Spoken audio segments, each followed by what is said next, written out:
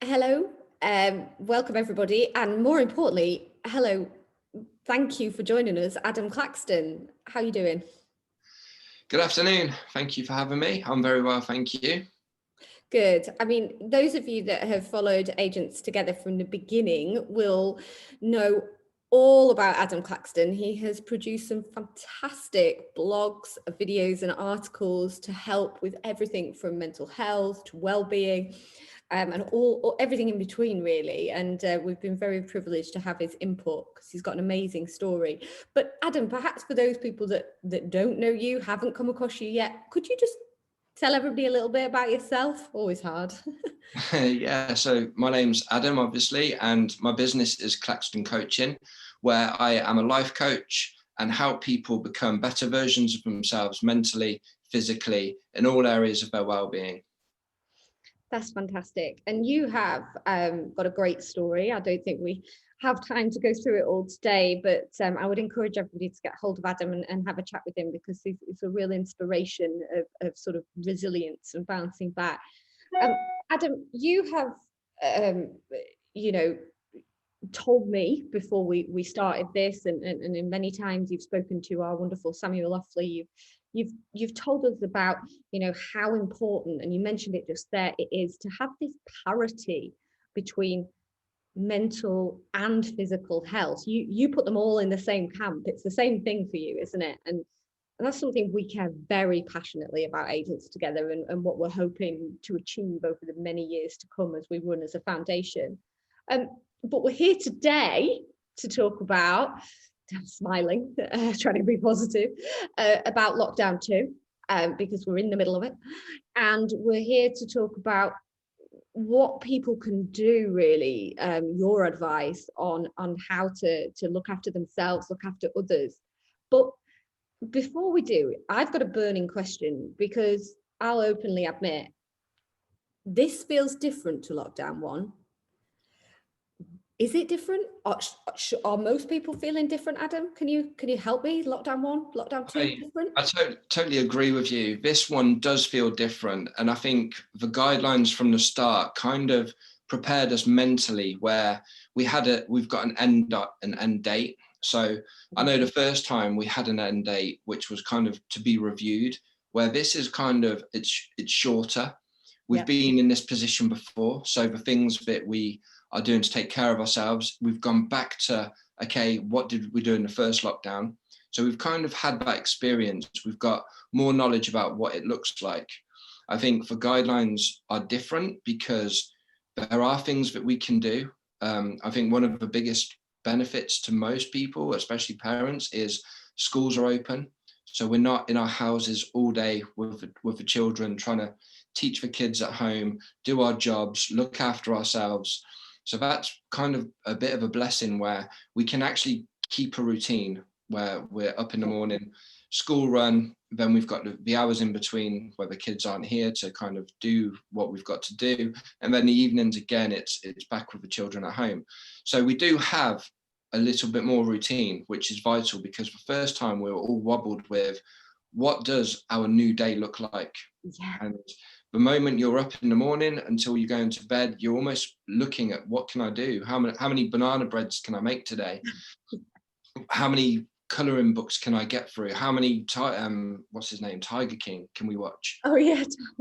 It's all those crazes, and we're not seeing those this time round, where everybody's got onto the bandwagon of, oh, let's go and watch this, or I've not seen any banana bread pictures yet. And because we're in control, and like you said earlier, it's about, we're not as crazy to go and buy an exercise bike and work out at home.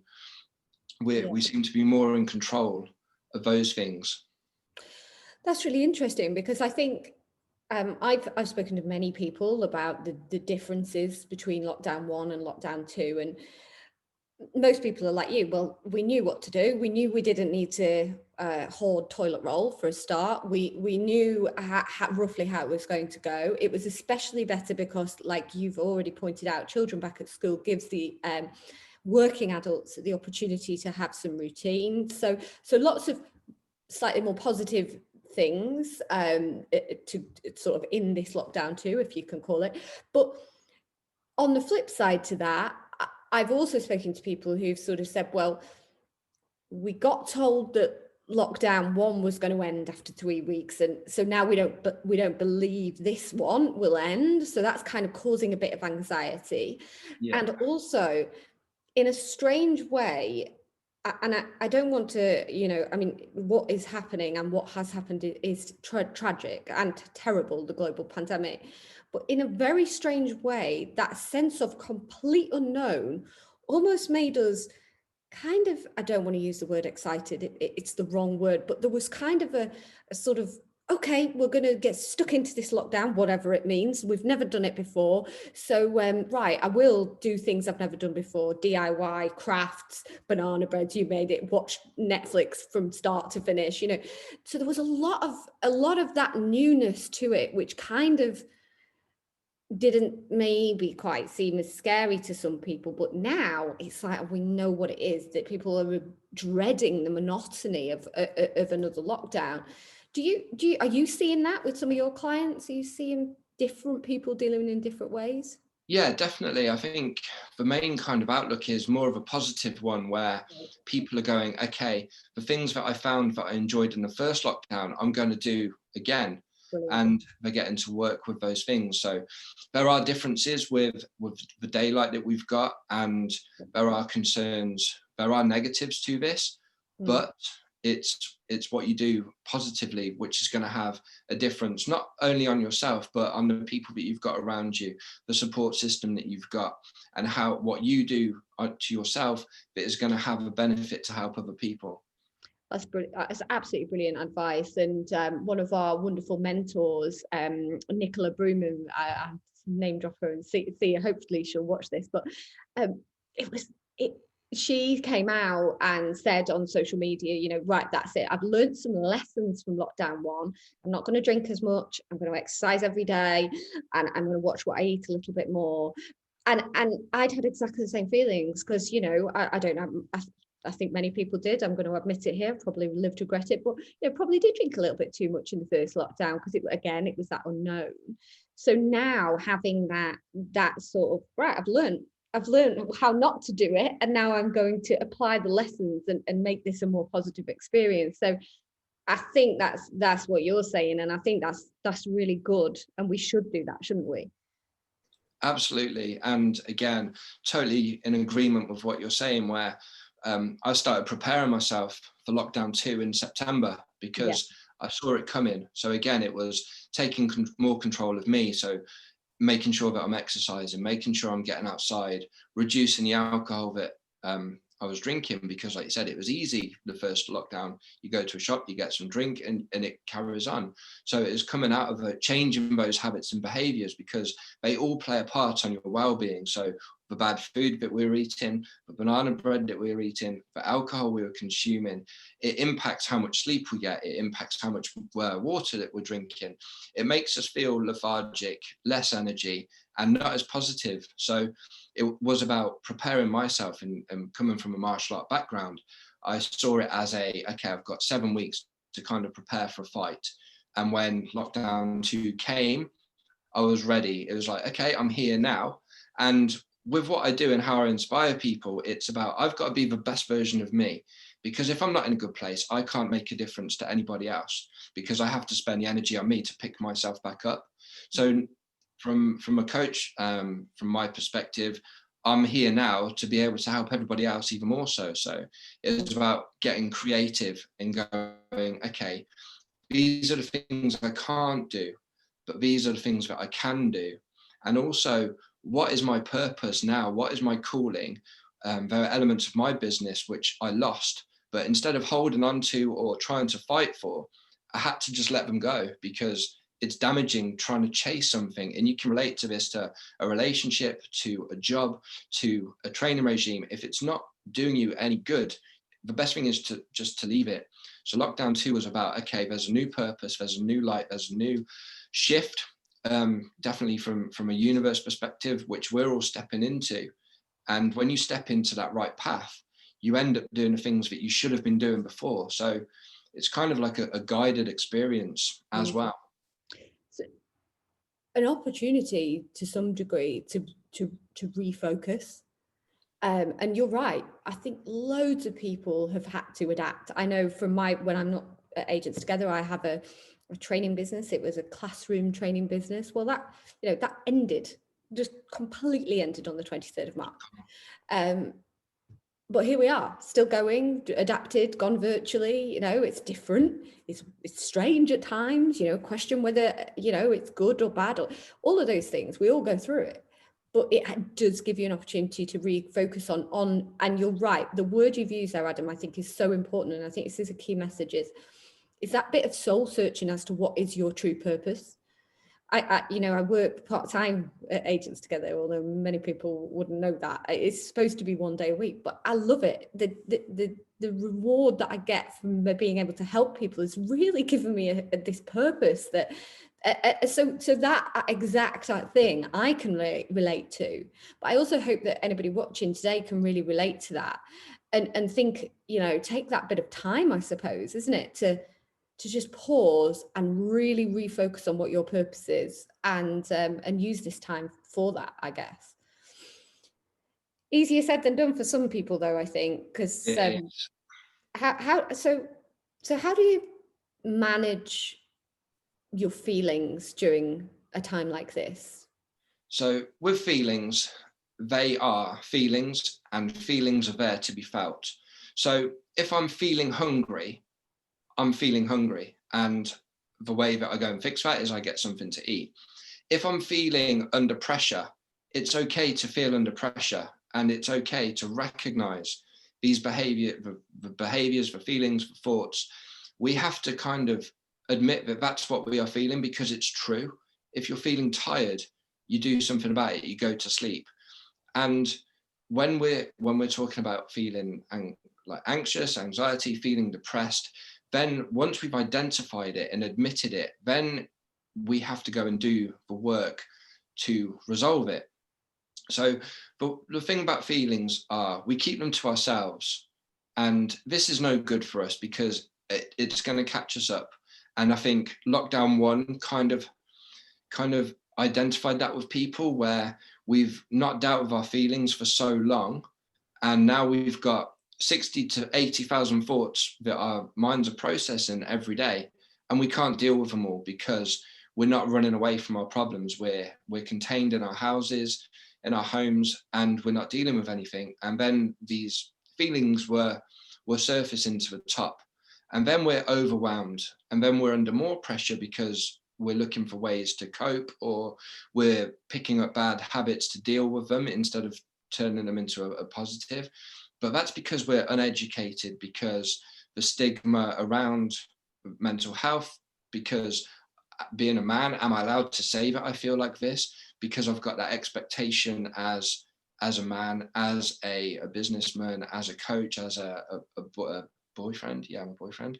So as a partner, we've got all those expectations, and we just need to kind of find what it is that's going to help us deal with it. So the feeling is identify what that feeling is, and then work out ways that are going to make that feeling feel better.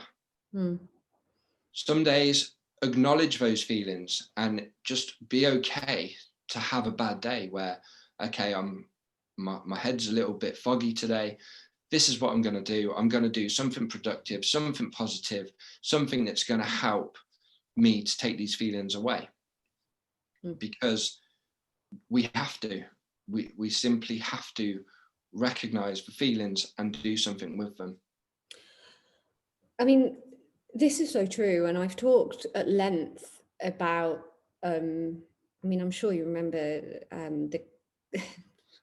seems a lifetime ago, but the whole situation with Caroline Flack, who sadly passed away, and that generated the whole Be Kind movement.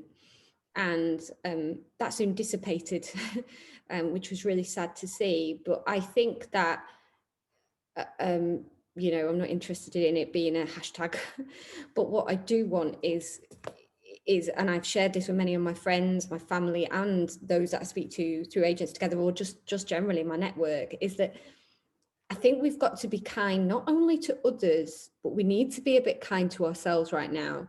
I think, like you put it far better than I can, Adam. You know, but these feelings are running riot at the minute. They're all over the place. Who knows? Some days are brilliant, some days are bad, some days we can get out, some days we can't. It's all of that sort of weird stuff that we're just not used to. So if we identify that, yeah, I feel a bit tired today, or whatever it might be, or I feel a bit low today, that identification, and then acknowledging it and being a little bit forgiving to yourself, like, okay, you know, go and make yourself an extra cup of tea and have an extra half an hour break. And, you know, I'm not condoning people sort of getting lazy and lackadaisical in their working lives, but I think there is that actually being kind to yourself leads to improved productivity, because you feel better in yourself and then you can be more productive and you can get on with what you've got to do. So I'm a huge advocate for that. And so I think that this managing these feelings is really important. What happens if, and it's quite a big question, this, Adam, so I don't mind if you want to sort of do this at another time, or we can do it in a separate video, but what happens if someone just really isn't able to identify those feelings, but they just know that they don't feel themselves? I mean, what sort of path should they go down to help? It's a hard question to answer, because Yeah. you almost want to jump into that person and kind of show them the way. But I think if you are feeling like this, it's about finding out how I'm going to make this change. It's about you've got to be honest with yourself. Yeah. You have to draw that line. And I mean, a few years ago when I hit my rock bottom, a lot of things changed. I'd lost quite a lot of stuff. My life changed massively. And I recognized that I have to draw the line here. And I don't call it rock bottom, I call it my acceptance level, where I was no longer going to accept where I was and what was going on in my life. I had to turn things around for me, and only I could do that. And again, from that martial art background, I can have the best coach on the corner for me whilst I'm in the ring, and whilst I'm down, my coach can't get me up. I've got to get up. If I'm down, if you're knocked down, I can be there saying, Sarah, come on, we can turn this around, get yourself back up. These are the things that we're going after. Remember why you started, remember why you do it, but you've got to get yourself up.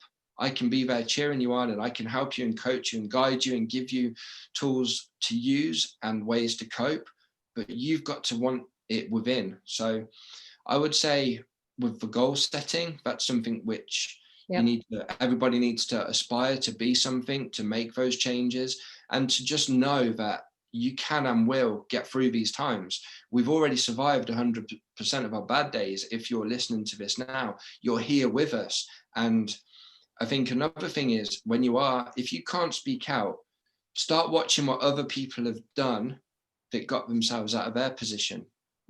Because then you kind of role model that behavior, or you listen, or you change your habits and you watch the YouTube videos, and you hear those things where you relate to the person that's talking.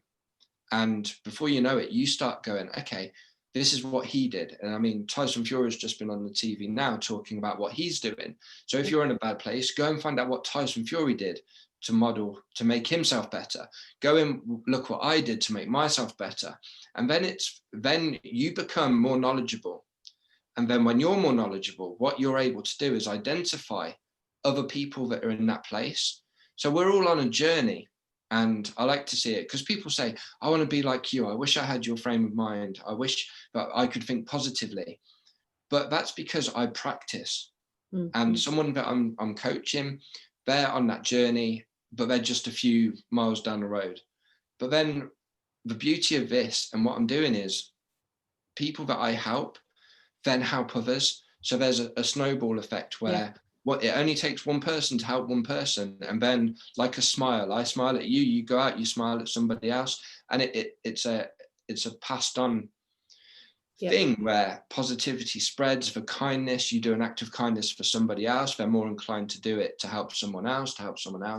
And then when you're around these people that are talking, you find yourself opening up because you resonate with what it is that others are saying. That's so true. I'm going to put you on the spot. Do you think you could write us a blog of some top inspirational people to follow? Do you think you could give us like top five? Obviously, you'd be on the list and Tyson Fury, but do you reckon you could give, not now, but like, you know, later on down the line, you could just give us some recommendations of some great inspiring people? I'd love Definitely. that. I think it's great advice, because sometimes, and I've read recently an article. It was actually published by Mind, and it's about this unwillingness to share issues that people are going through because they are so worried about the repercussions professionally, i.e., am I going to be seen as weak? Will my bosses not want me to work there anymore? Does it put me in a bad light because I'm a pain, or, you know, I'll be the first one out the door if there's any changes? And that is scary to say the least, that's happening. But actually, if people were able to go and see, you know, follow 5 or 6 really truly inspirational people with a phenomenal story, I think it would be really great if we could share that with people so that they can get that. So everybody should watch out for that blog, because we'll make sure it goes on the Agents Together website. You couldn't say no then, could you, Adam? Sorry, I've really put you on the spot. Yeah, I'm actually going to pass. Yeah, but yeah, definitely. I mean, we've all got people that we follow. We've all got stories and interests. So it's about doing those things. What interests me? So if I like martial arts, I go and follow the Tyson Furies. I read their books. I look at what they're doing. One of my inspirations at the moment is like the SAS Who Dares Wins TV program. So brilliant. I've always watched and been interested in the SAS books and the Andy McNabs, but they've all wrote self-help books. And when I feel like they're my friends, because the stuff they talk about, I'm like, I could have wrote this too, which is why I'm inspired I'm writing my own book at the moment. Fantastic. Which is, so you start associating yourself with those people and you start feeling good about yourself. So it's true what they say, you are who you associate yourself with. So if you've got an inspiring group of people that talk, motivate, encourage, you're going to pick up those characteristics and traits and become that person too. Ultimately, if you hang around with 5 negative people, the same thing's going to happen. So again, you've got to pick who your friends are, pick what you're doing, and also take time to do that work on yourself first.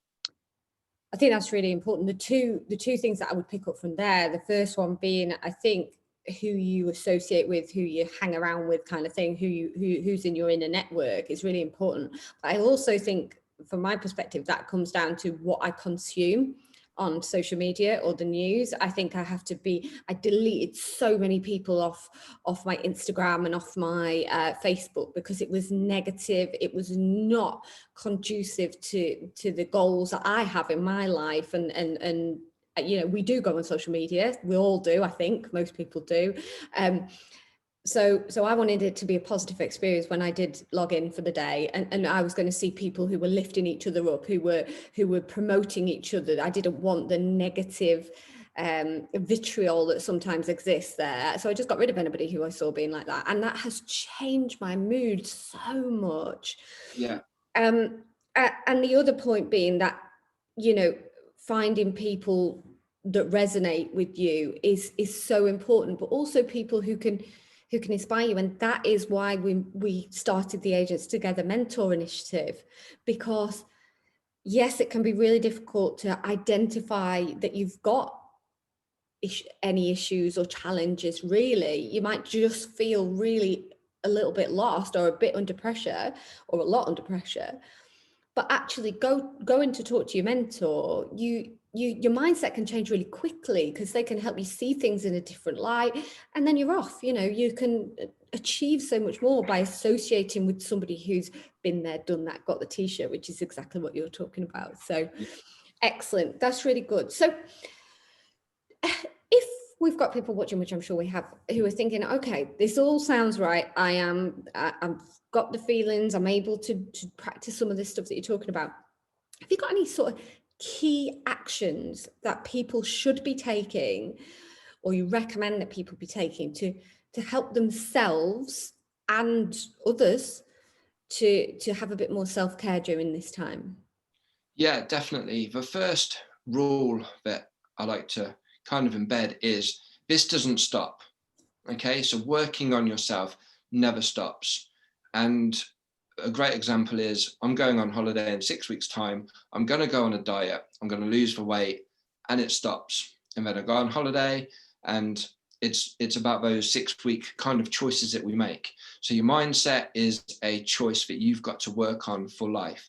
Your physical, it's not I'm going to get fit and then stop. It's I've got to keep on doing this for as long as I live. So it's not about a diet. It's about eating the right things at the right time, acknowledging when you do have fast food days, junk food, and then getting back to that healthy, doing things which are making you feel better. So rule number one is it's an ongoing process. You've always got to show up for yourself.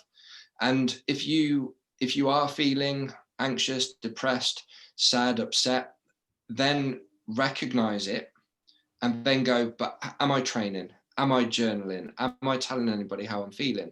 Because it's always about going back to those first simple things. If you're not doing your training, but you were doing it for a lot and you start feeling bad, go back to doing those things that made you feel good. So that's my kind of first thing, is ongoing process. I would also say that we need to take time each day to work on our mindset, because my body won't go anywhere if my mind tells it not to. So the mindset, this is where one of my key things that I learned about myself was you've got to make the choice up here before anything else will go and follow you. So mindset coaching for yourself, whether that's reading, watching YouTube videos, just having a moment where you focus on your thoughts and just acknowledging everything that's going on in your head. I would also say writing things down. So one of the biggest things that I love the most is gratitude, because when you write down what you're grateful for, you remember. It's a instant source of happiness that comes to you, and you are fortunate that you do have those things that you are grateful for. So it comes down to when people say good morning, and you say, is it? Well, yeah, it's a good morning. And then because you woke up in a bed, you woke up under a roof, you had clothes to wear, you've got a car that you can drive to work, you had breakfast. It's all of those things. And it's kind of like, it brings you back to just being you and leaving the ego to one side, because we don't need to take that with us. I'd also say in terms of helping other people, when you help yourself, then you recognize where other people are. So it is about checking in with yourself first. So do that full body scan. What am I feeling? Because again, if I'm aching from working out, it's okay to feel that ache. And I know that it's because I've trained. If I'm feeling anxious, it's because I've got something coming up where I'm under pressure to deliver a result or get a client or make a sale. And it's about acknowledging that like you would a physical pain. So in terms of checking in with people, yeah, some people, and just respect that some people don't want to talk about how they're feeling, but it doesn't mean that you stop. It just means that they're dealing with this differently to how you would. There's no right or wrong, but just recognize and understand that that's what happens.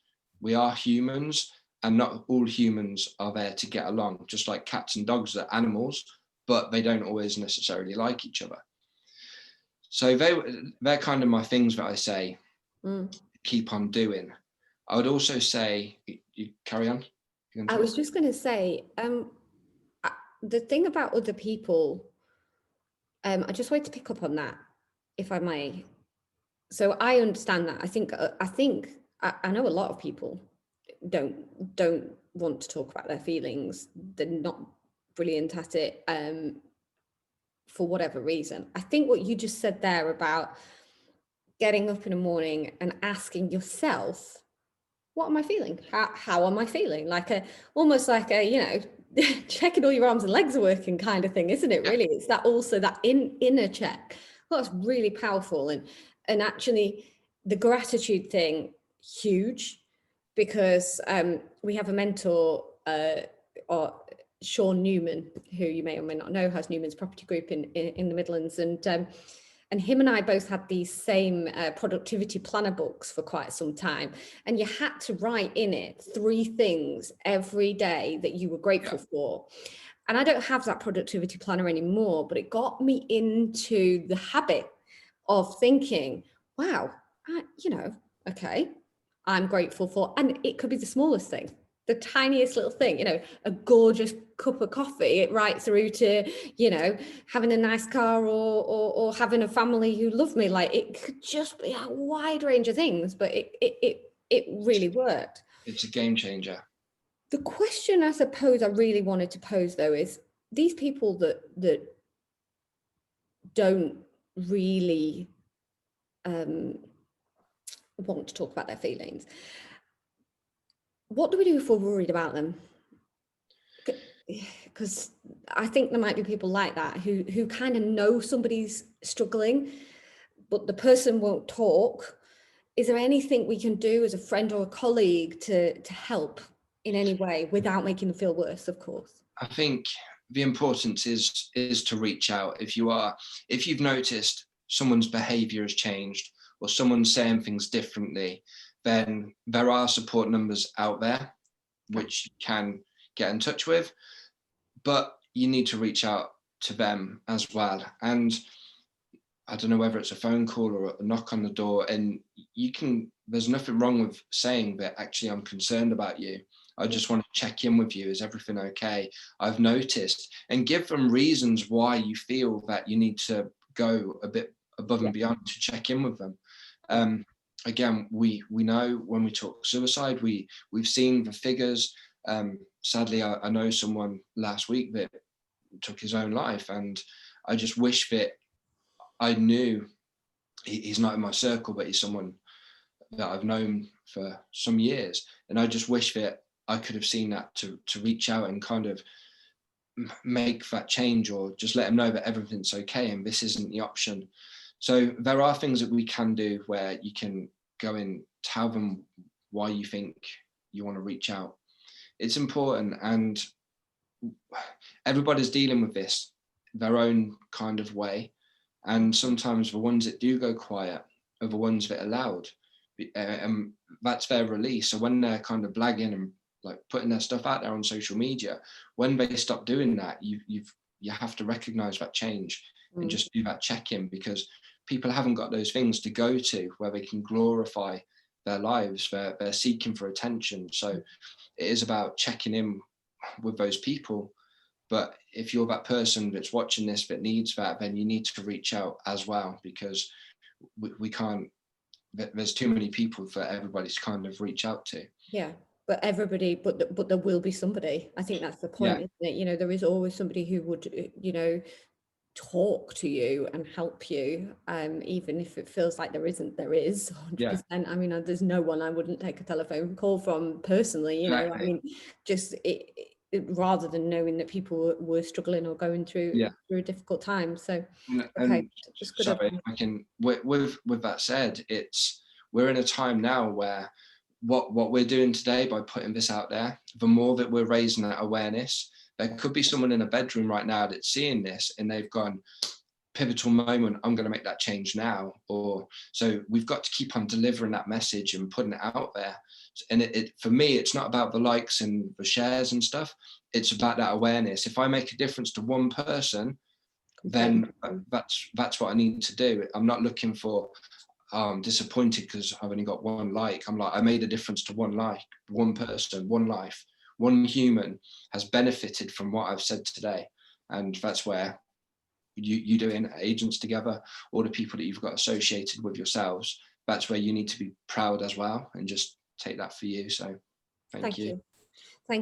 Everybody's working incredibly hard, and we are really, really exactly the same as you, Adam. We, of course, we're set up to help more than one person, but ultimately it was, if we can help one, that wow, that what an achievement. And we are, we're helping hundreds of people now, and all the wonderful mentors that we've got helping people as well. And we've got lots of initiatives to to come in the next sort of quarter towards the end of the year, and also in 2021, that are really going to just keep raising awareness and keep making sure that people have got access to resources, but also that positive aspect. And I think I'd like to sort of, bring us to a close on that element. You made some really great points there. Working on yourself never stops. Working on your mindset, just take half an hour a day, just 20 minutes, 15 minutes, anything. Watch a TED talk, something. I think it's just great. And writing those gratitude things down and giving yourself a check over, and then doing things that make you feel good if you are feeling a bit flat. Like, just do it. Yeah, absolutely. I think, brilliant. I've thoroughly enjoyed talking to you, Adam. Thank you very much. Thank you so much for joining us. Thank you for sharing your thoughts, having, been through what you've been through, come back fighting fit and strong and brilliant, and sharing your story and inspiring others is amazing. So we're very, very grateful. Thank you so much. Thank you for having me. We'll see you soon. Thanks very much. Yeah, take care. Okay.